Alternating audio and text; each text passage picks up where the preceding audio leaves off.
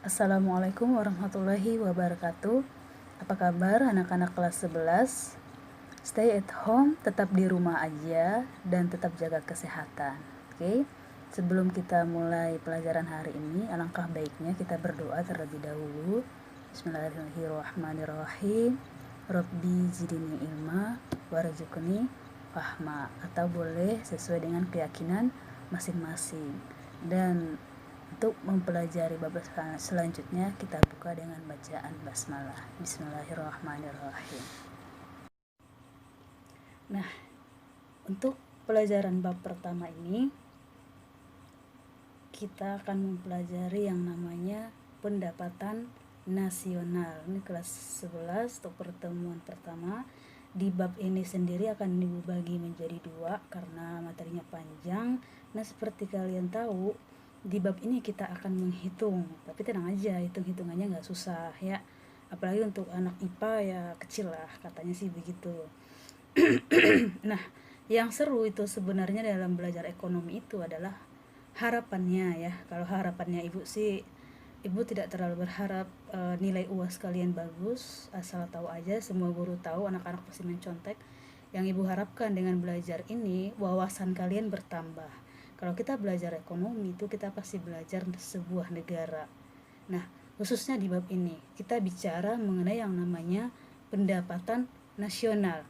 Pendapatan nasional namanya pendapatan, berarti kan pemasukan. Berarti kita bicara di sini pemasukan, sederhananya gitu.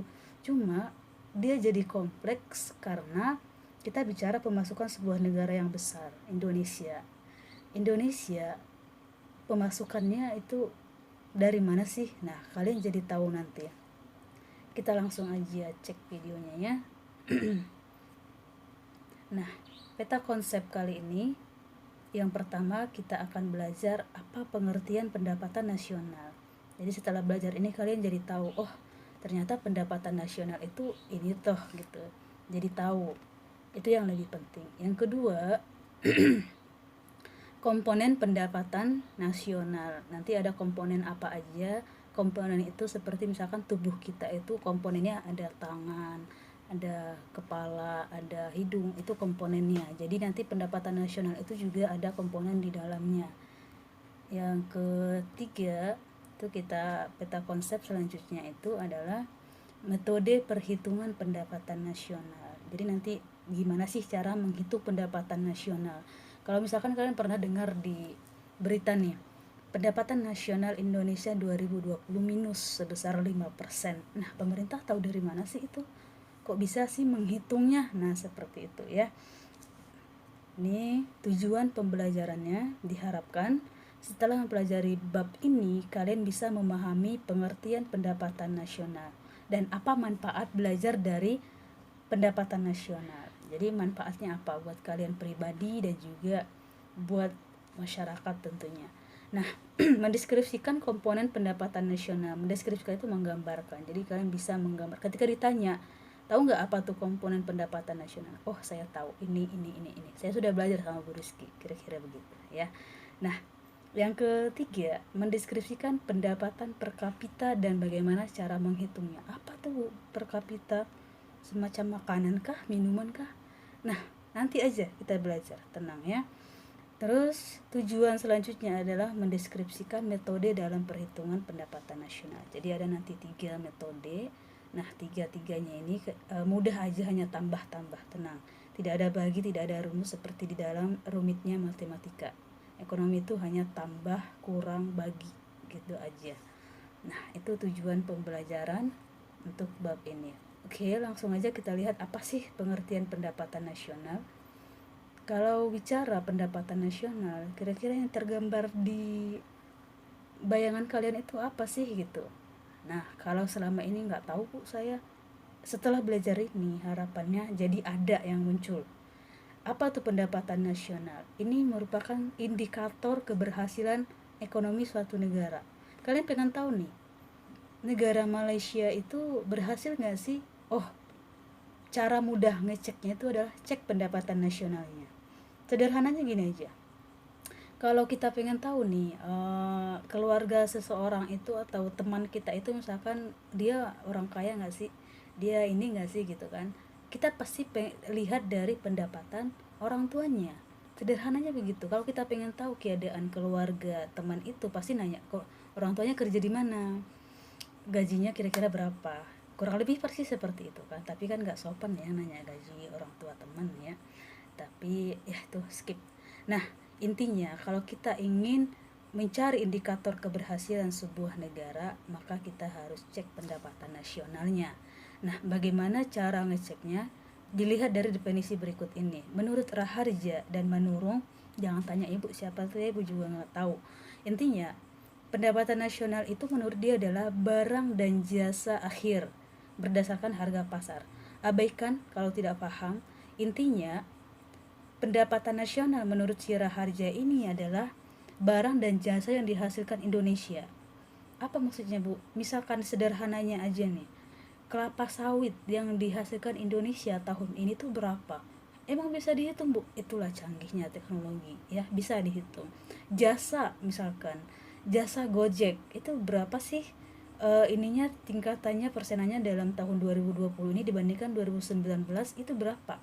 Jasa perhotelan misalkan, jasa pariwisata. Nah, itu semuanya bisa dikalkulasikan atau dihitung. Nah, kerjaan siapa tuh Bu yang hitung-hitung seperti itu? Jangan salah. Kalau kalian kerja di instansi tersebut gajinya besar. Tuh 5 juta tuh nggak kemana lah gitu. Nah, itu kasih tahu nggak ya?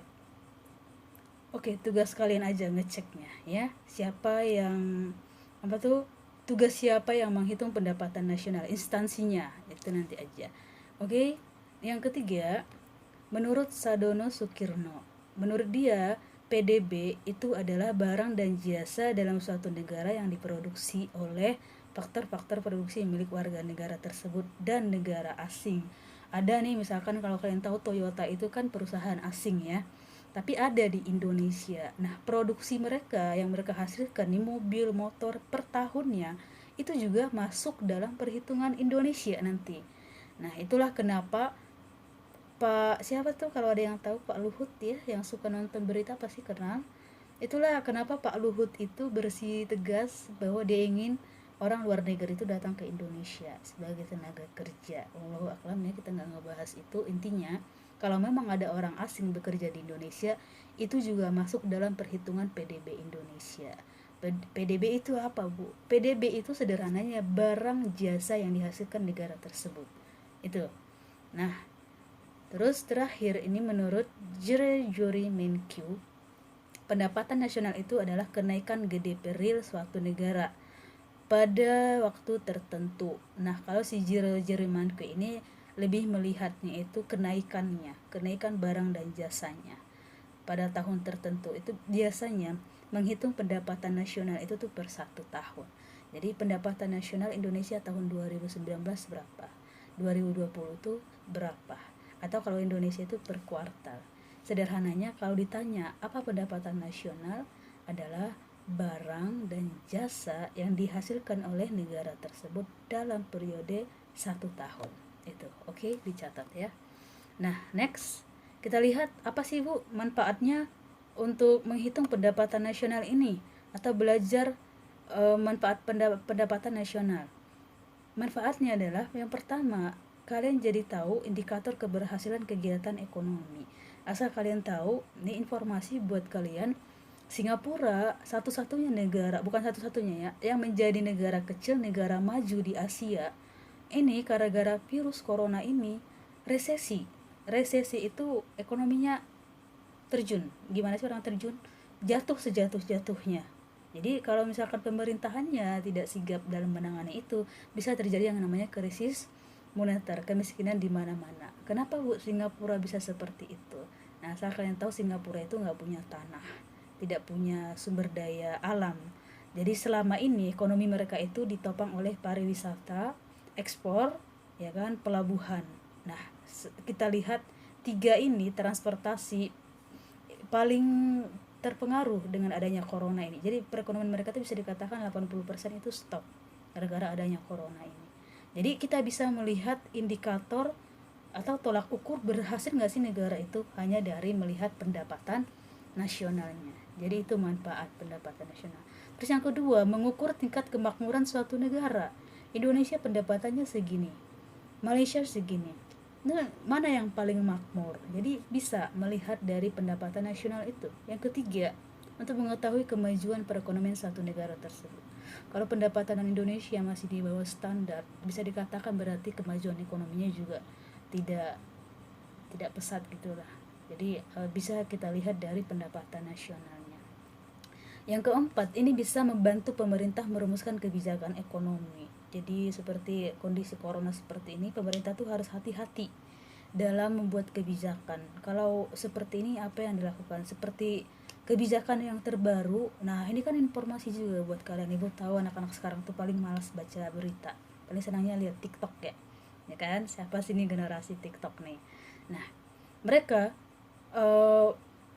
membantu pemerintah dalam merumuskan kebijakan ekonomi. Yang terbaru kebijakan pemerintah itu adalah memberikan subsidi 600 bagi pekerja yang di bawah gajinya di bawah 5 juta. Tapi itu ada syarat dan ketentuan berlaku. Ibu nggak tahu lah ya, intinya itu. Nah, yang kelima, membandingkan perekonomian dari waktu ke waktu. Gimana pendapatan Indonesia tahun ini, tahun 2016 dibandingkan tahun 2018, mana paling maju? Nah, itu bisa dari pendapatan nasional. Oke. Nah, ini komponen pendapatan nasional. Kita lihat apa komponen yang pertama. Maaf Ibu geser dulu. Nah, komponen yang pertama dalam pendapatan nasional itu adalah PDB atau GDP. Kalian harus tahu ini ya, ini wajib dihafal sebenarnya. Oke, Ibu pikir-pikir dulu. Kalian harus hafalan atau enggak ya, kirim video nanti aja tuh. Intinya kalian harus tahu nih, komponen yang pertama itu ada PDB. Apa tuh PDB? PDB itu adalah ini ringkasannya di bawah ini. PDB itu adalah produk domestik bruto atau bahasa Inggrisnya adalah gross domestic product atau GDP, sama aja. Apa tuh PDB? Intinya ini adalah hasil produksi barang dan jasa di suatu negara, baik warga negara domestik maupun warga asing. Intinya sederhananya ini PDB ini berbasis wilayah, kita menghitungnya wilayah. Nah, kalau dia ada di wilayah Indonesia, baik dia orang Singapura, opa-opa dari Korea nih yang suka hobi Korea ya, om bule-bule dari Amerika, tapi mereka tinggal di Indonesia dan bekerja di Indonesia, itu nanti akan masuk dalam perhitungan PDB Indonesia. Jadi PDB ini catat ya, ini kita menghitungnya berbasis wilayah. Selama dia ada di wilayah Indonesia, sekalipun itu alien, tapi nggak ada alien ya, sekalipun itu orang asing, itu masuk nanti penghasilannya masuk ke perhitungan PDB Indonesia. Oke. Komponen yang kedua itu adalah PNB atau GNP. PNP atau GNP. Nah, ya. Nah, apa itu PNB atau GNP? PNB atau GNP ini adalah produk nasional bruto atau gross national product. Ini barang dan jasa yang dihasilkan warga negara di suatu negeri. Nah, warga negara, baik dia di dalam negeri ataupun di luar negeri. Kalau tadi PDB berbasis wilayah, PNB ini berbasis warga negara. Yang penting dia WNI.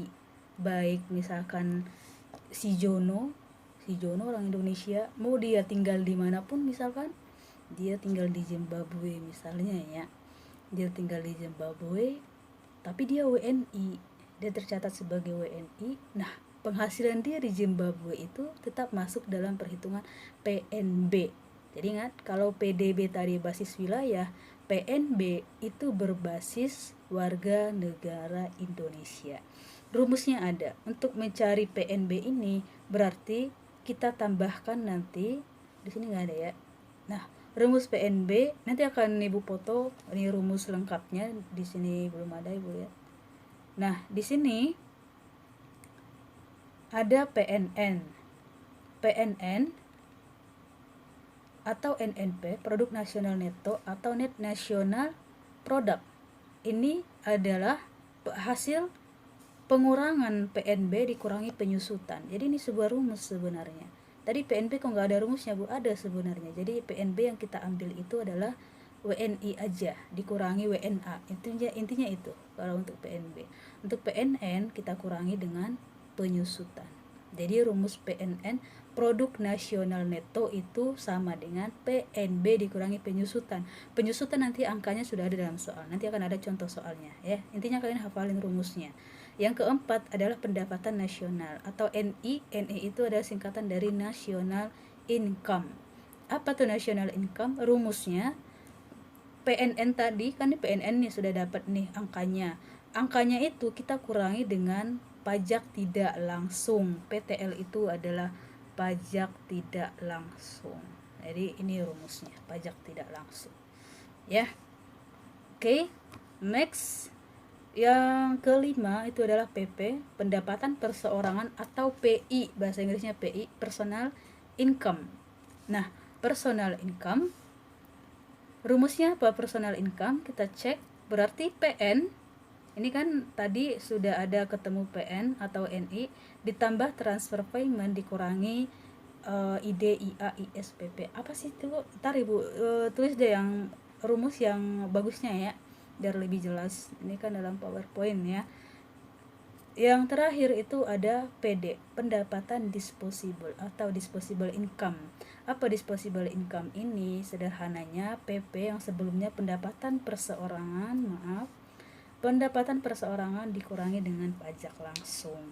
Nah, pendapatan perseorangan ini, pendapatan disposable ini, harap kalian catat nanti dalam catatan kalian. Ini Ibu nggak bisa nulis di sini. Ini adalah pendapatan yang siap dibelanjakan. Siap dibelanjakan. Jadi ini sudah siap dibelanjakan oleh sektor masyarakat. Seperti itu. Itu ini namanya komponen pendapatan nasional, DI.